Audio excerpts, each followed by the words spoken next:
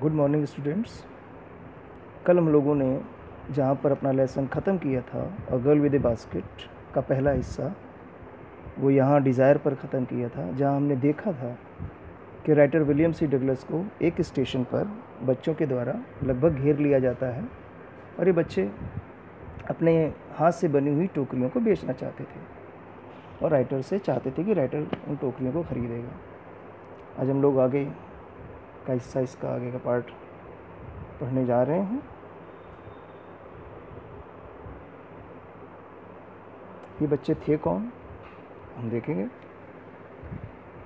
Writer कहता है कि दीज वर रेफ्यूजी चिल्ड्रेन, ये शरणार्थी बच्चे थे। शरणार्थी माने जब कोई देश का वासी कोई कंट्री में किसी दूसरे देश में जाकर के शरण लेता है क्योंकि उसके देश में कुछ गड़बड़ हो रही होती किसी कारण से, तो उसको रेफ्यूजी या शरणार्थी कहते हैं। तो ये रेफ्यूजी बच्चे थे। हुआ क्या था? When partition between India and Pakistan was decreed, माने ordered, hundreds of thousands of people pulled up their roots and changed their residences, माने घर या निवास। When partition between India and Pakistan was decreed, जब हिंदुस्तान और पाकिस्तान के बंटवारा का उसका ऑर्डर हुआ, डिक्री किया गया, माने ऑर्डर किया गया कि अब हिंदुस्तान पाकिस्तान अलग अलग देश होंगे, तो hundreds of thousands of people, कई सौ हज़ार लोग, पुल्ड अप देयर रूट्स, माने अपनी जड़ों से हटे, माने जो भी उनके पुराने घर थे कई पीढ़ियों से जहाँ पर वो रह रहे थे, जस्ट बिकॉज उनका रिलीजन कुछ और था, उन लोगों ने अपने वो निवास, अपने जो पुराने घर थे अपने, वो चेंज किए। माने कई सारे लोग पाकिस्तान से इंडिया आए और इंडिया से पाकिस्तान भी गए थे कई सारे लोग। 9 million people left Pakistan and came to India driven by the fear of religious fanaticism.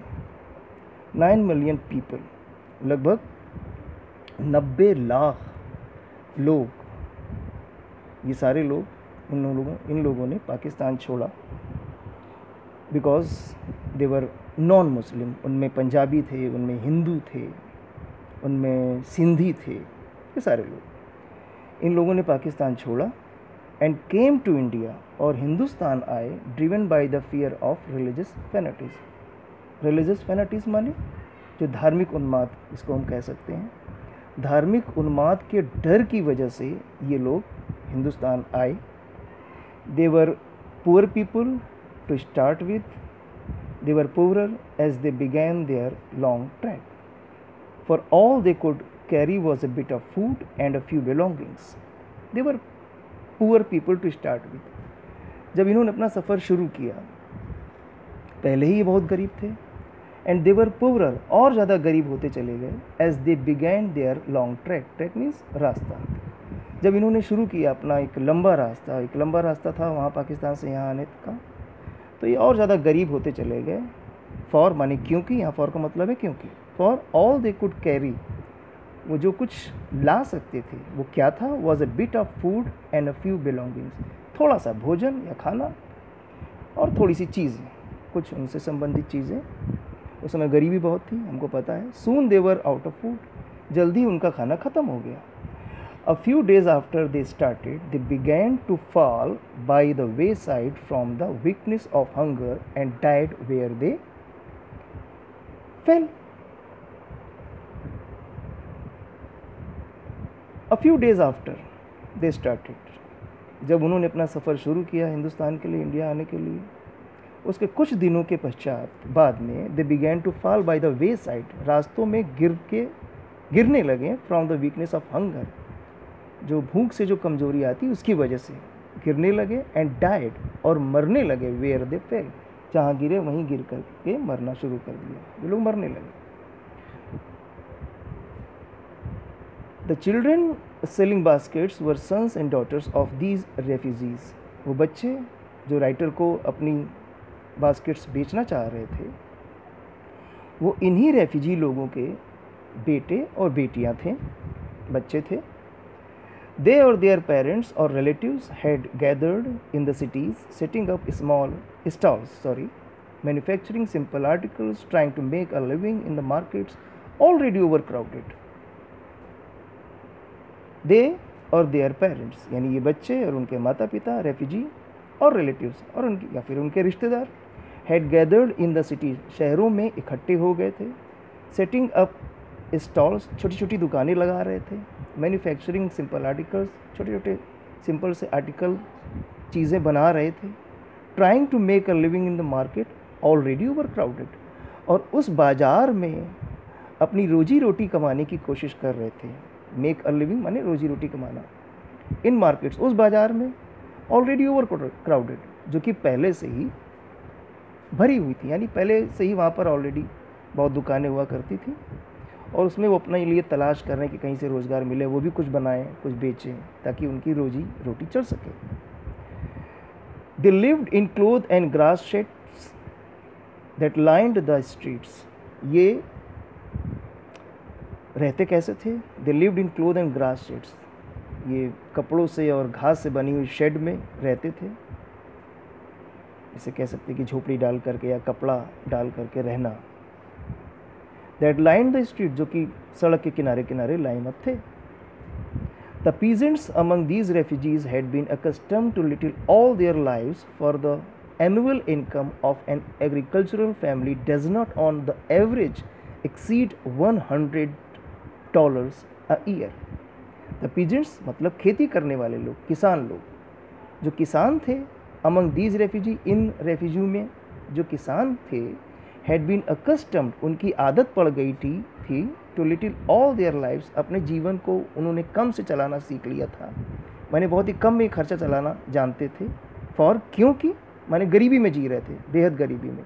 For, क्योंकि the annual income of an agricultural family, एक किसान के घर की जो सालाना इनकम हुआ करती थी उस समय, does not on the average, औसत रूप से exceed $100 a year. Does not on the average exceed, exceed का मतलब बढ़ना या ज़्यादा होना, $100 अ ईयर, पूरे साल में $100 से ज़्यादा नहीं हुआ करती थी, बहुत कम इनकम थी। The average unskilled labourer makes 30 cents a day और लेस देन $2 अ वीक, जो एक सामान्य अनस्किल्ड लेबरर हुआ करता था, लेबर जिसको हम लोग बोलते हैं आम बोलचाल की भाषा में, अंग्रेजी में उसको लेबरर बोलते हैं। अनस्किल्ड लेबरर का मतलब जिसको कुछ आता नहीं है, वो कुछ भी कर सकता है, उससे आप घरेलू काम करवा सकते हैं, उसको कुछ नहीं आता, वो अनस्किल्ड लेबरर। जैसे अपने यहाँ घरों में जब बनाने के लिए आते हैं तो लेबर आते साथ में, और एक मिस्त्री होता है, मिस्त्री को ज़्यादा पैसे दिए जाते हैं, लेबर को कम पैसे मिलते हैं, तो वो जो कम पैसे वाला होता है वो अनस्किल्ड कहलाता है, क्योंकि उसको कुछ आता नहीं।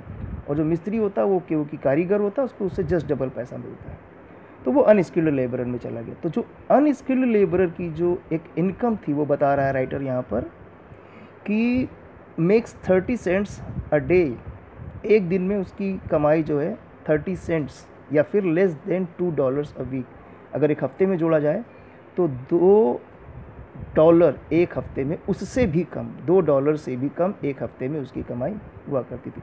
सेंट का मतलब समझ लें, $1 में जब 100 हिस्से करते हैं, जैसे अपने यहाँ पैसे होते हैं, ₹1 में 100 पैसे, उसी तरीके से $1 में 100 सेंट्स होते हैं। तो ये एक एवरेज लगा रहा है कि जो अनस्किल्ड लेबरर था, उसकी जो कमाई थी वो लगभग 30 सेंट पर डे या फिर $2 एक सप्ताह में, उससे भी कम हुआ करती थी लगभग, यानी बहुत कम। देयर इज़ 1 मील, खाने का क्या था उनके पास? 1 मील अ डे, दिन में केवल एक बार खाना। An onion, a piece of bread, a bowl of purse with milk, perhaps a bit of good cheese. क्या क्या था उनके खाने में?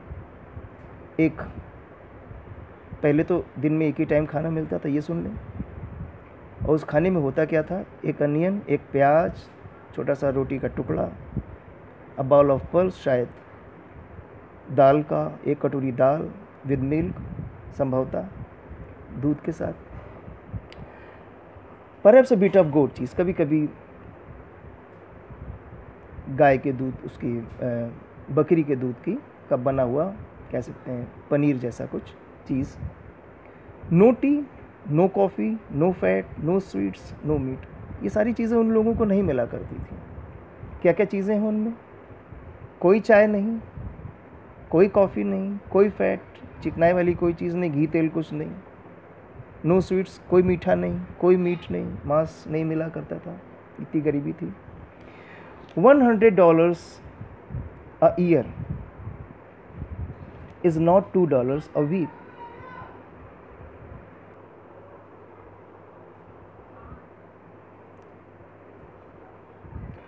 $100 a year is not $2 a week. Yet even that small amount is hard to earn by selling baskets to people too poor to buy them.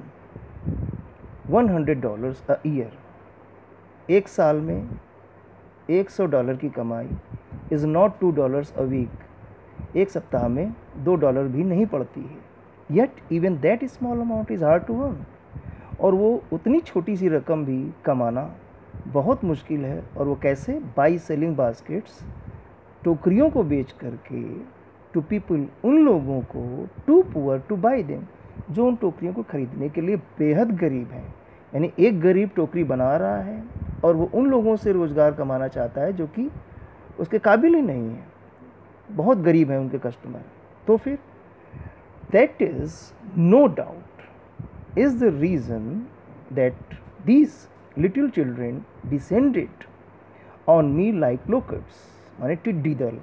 That no doubt, निसंदेह ही यही वो कारण था कि दीज लिटिल चिल्ड्रेन, ये छोटे छोटे बच्चे, descended on me like locusts, जिस तरीके से टिड्डी दल डिसेंड करता है खेतों पर, फसलों पर, यानी उतरता है उड़ते हुए, उसे कहेंगे डिसेंड करना। तो जिस तरीके से टिड्डी दल खेतों पर डिसेंड करता है, उतरता है, उसी तरीके से ये सारे बच्चे, यही रेफ्यूजी बच्चे मेरे तक आए, टिड्डी दल की तरह नहीं, बड़ी मात्रा में, बहुत सारे। I an American was doubtless the most promising market they had seen. मैं एक अमेरिकी, एक विदेशी, वॉज डाउटलेस, निसंदेही उनके लिए सबसे अच्छी बाज़ार था। यानी मैं एक अच्छा कस्टमर था, क्योंकि मैं अमीर दिख रहा था, मैं अमेरिकी था, मैं विदेशी था, तो उनके लिए मैं एक अच्छा कस्टमर हूँ। आज हम लोग यहीं पर ख़त्म करते हैं। इसके बाद हम लोग अगला हिस्सा, इसका पार्ट 3 बाद में लेंगे। ओके।